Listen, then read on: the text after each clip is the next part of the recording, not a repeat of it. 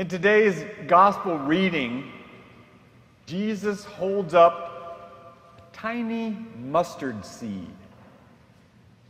You know who really seems to enjoy the mustard seed parable? Little children. It's easier to see why. They are little.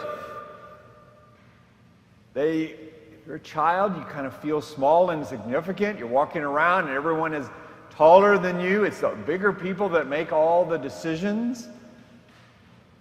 Jesus holds up a tiny seed and says, pay attention to this.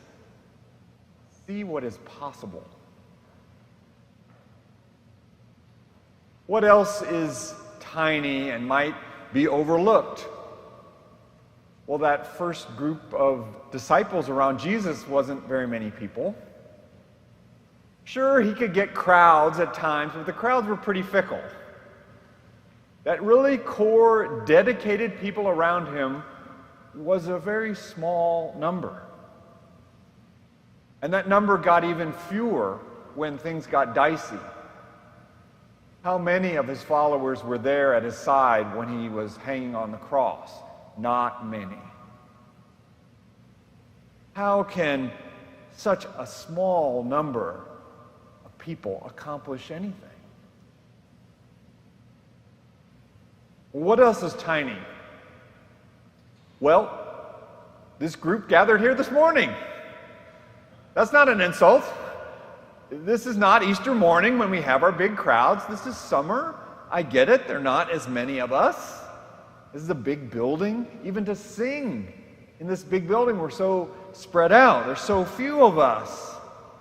Here this morning, what difference can we make? What else is tiny? Well, the Episcopal Church. We are recorded now 1.4 million active members. Well, that seems a lot, 1.4 million.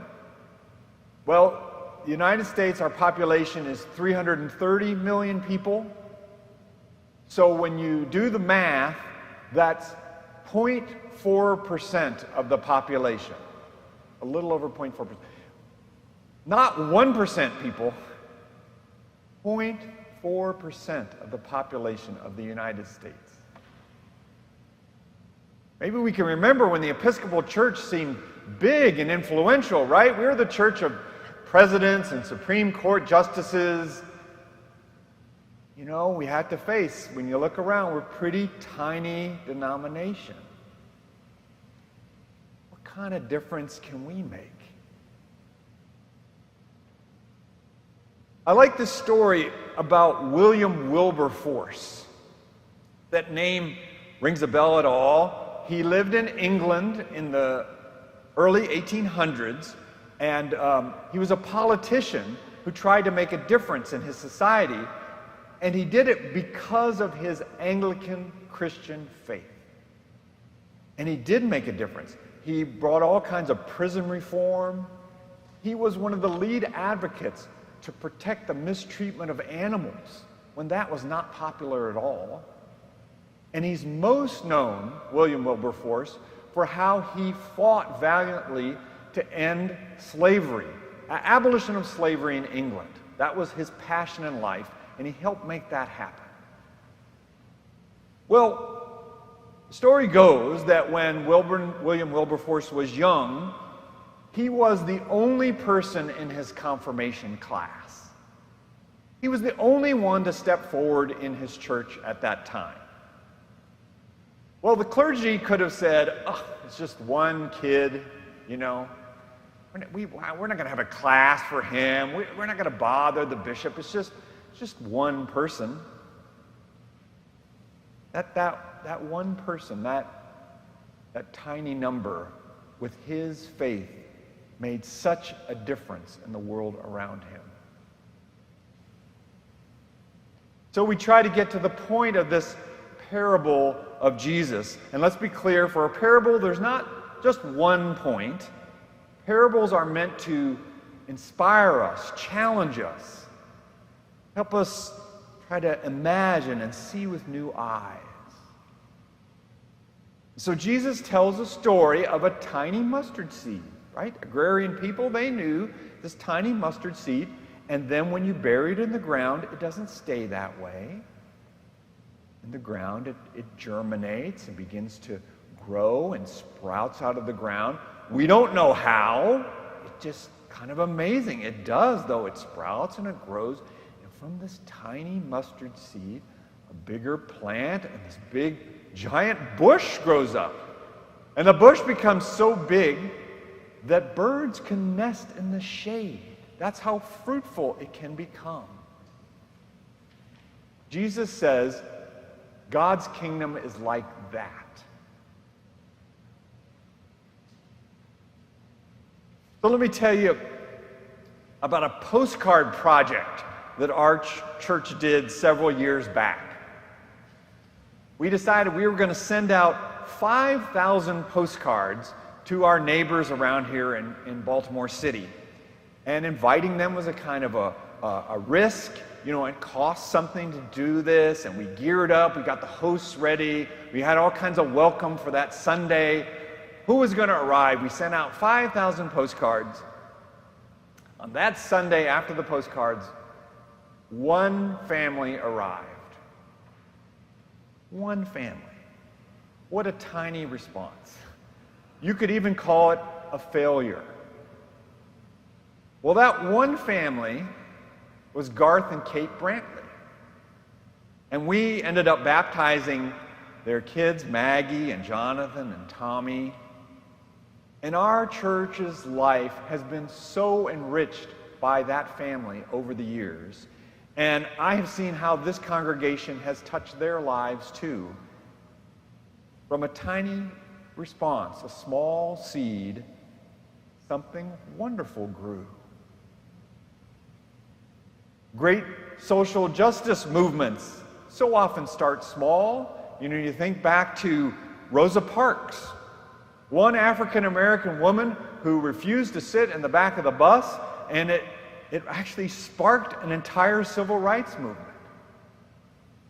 And during this Pride Month, a small event started in 1969, part protest, part celebration, and now rallies and marches for the LGBTQ community touch millions of people, thousands of people in Baltimore, but literally millions around the globe.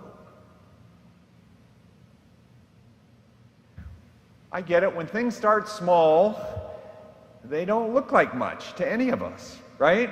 We can get easily frustrated and concerned. They're such huge threats. Colossal problems, giant divisions in the church and in the world. How we need a word of encouragement. Maybe in our own lives, we at times feel like we don't have much faith. Or we just have a little sliver of hope in this cynical world. Can we trust that God can do a lot with a little, that God can make growth?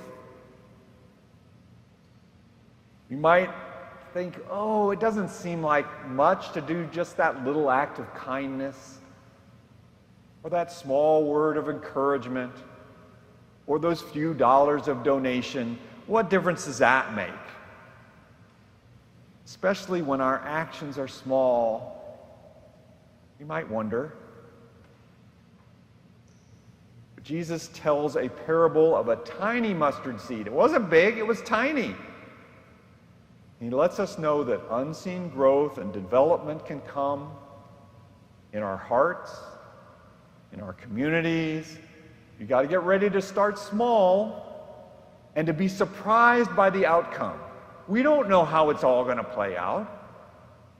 Actually, that bush doesn't look much like the seed. There's some ways that it's going to take some patience, quick results. That's what we want, quick results. Sometimes we just have to plant the seed, do that right thing, and let go. I will end with some words that were said in memory of our Archbishop Oscar Romero. He was a Catholic bishop in El Salvador who was assassinated for standing up for injustice against the poor. These words say,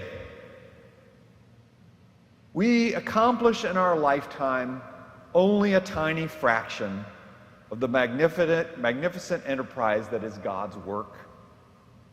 We plant seeds that one day will grow. We water seeds already planted, knowing that they hold future promise. We may never see the end results. It may be incomplete, but it is a beginning, a step along the way, an opportunity for God's grace to enter and do the rest."